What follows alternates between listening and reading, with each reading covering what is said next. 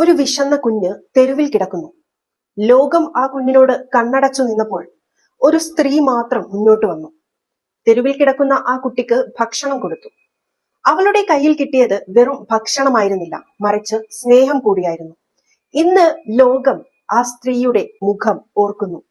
Mother Teresa 115-ാം ജന്മദിനത്തിൽ വിശന്നവർക്ക് ഭക്ഷണം, രോഗികൾക്ക് മരുന്ന്, അനാഥർക്ക് സ്നേഹം. മദർ തെരേസ നൽകിയ സേവനം വെറും സഹായമല്ലായിരുന്നു, അത് സ്നേഹത്തിന്റെ മുഖം തന്നെയായിരുന്നു. കരുണയും സ്നേഹവും സേവനവും പ്രതിനിധാനം ചെയ്ത ആ മഹാത്മാവിന്റെ ജീവിത കഥകളിലൂടെ ഇന്ന് നമുക്കൊന്ന് നടന്നു നോക്കാം. 1910 ഓഗസ്റ്റ് 26-ന് അൽബേനിയൻ കുടുംബത്തിൽ ജനിച്ച പെൺകുട്ടി. അഞ്ജേസി ഗോൺജെ ബൊയാജിയോ എന്നാണ് ആദ്യത്തെ നാമം. ഒരു സാധാരണ കുടുംബത്തിലെ സാധാരണ ബാലിക.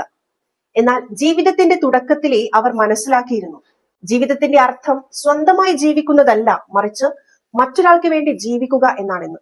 18-ാം വയസ്സിലാണ് അവർ ഇന്ത്യയിലെത്തുന്നത്. കൊൽക്കത്തയിലെ തെരുവുകളിൽ വിശന്നും രോഗബാധിതരുമായി കഴിയുന്നവരുടെ കാഴ്ച അവരുടെ ഹൃദയത്തിൽ തറച്ചു. ഞാൻ എന്റെ ജീവിതം മുഴുവൻ ഇവർക്കായി സമർപ്പിക്കണം, അവർ തീരുമാനത്തിലെത്തി. അങ്ങനെ അവർ ആരംഭിച്ചു മിഷണറീസ് ഓഫ് ചാരിറ്റി, ഇന്ന് ലോകമെമ്പാടും പ്രവർത്തിക്കുന്ന കാരുണ്യത്തിന്റെ സംഘടന. മദർ തെരേസയുടെ പ്രവൃത്തികൾ ലോകം തിരിച്ചറിഞ്ഞു. 1979-ൽ നൊബേൽ സമാധാന പുരസ്കാരം നൽകി ലോകം അവരെ ആദരിച്ചു. 1980-ൽ ഇന്ത്യയിലെ ഏറ്റവും വലിയ ബഹുമതിയായ ഭാരതരത്ന നൽകി രാജ്യം അവരെ സ്നേഹിച്ചു. മതം, ജാതി, ഭാഷയ്ക്കൊന്നുമല്ല പ്രധാനം, മനുഷ്യൻ മനുഷ്യനെ സ്നേഹിക്കുന്നതാണ് യഥാർത്ഥ വിശ്വാസം എന്ന ലളിതമായ സത്യം അവർ ലോകത്തെ പഠിപ്പിച്ചു.